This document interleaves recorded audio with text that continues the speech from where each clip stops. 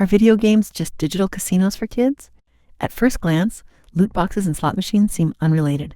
One is for children, the other to adults. One is called a game, the other a vice.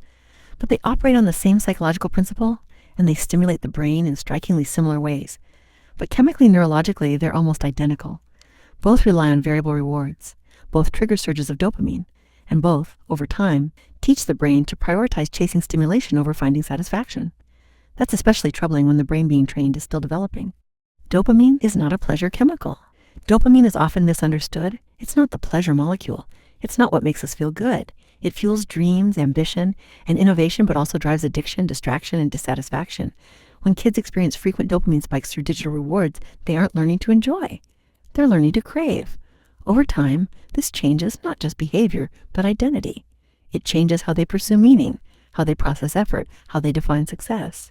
Monetized games often borrow mechanics directly from casinos.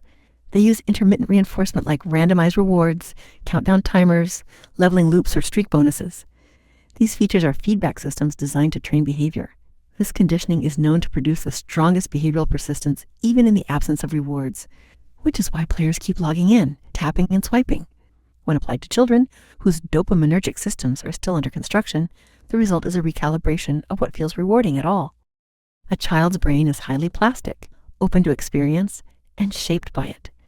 Expose it to enough unpredictable high-intensity rewards, and it adapts accordingly.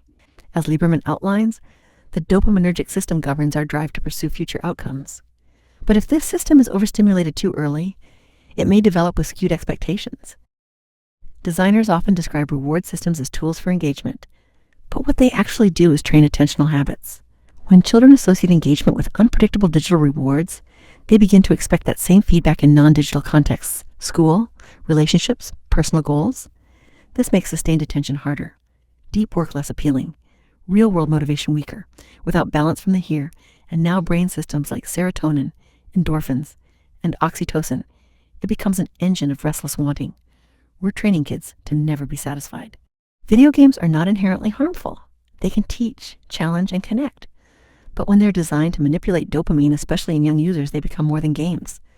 They become neurological training grounds.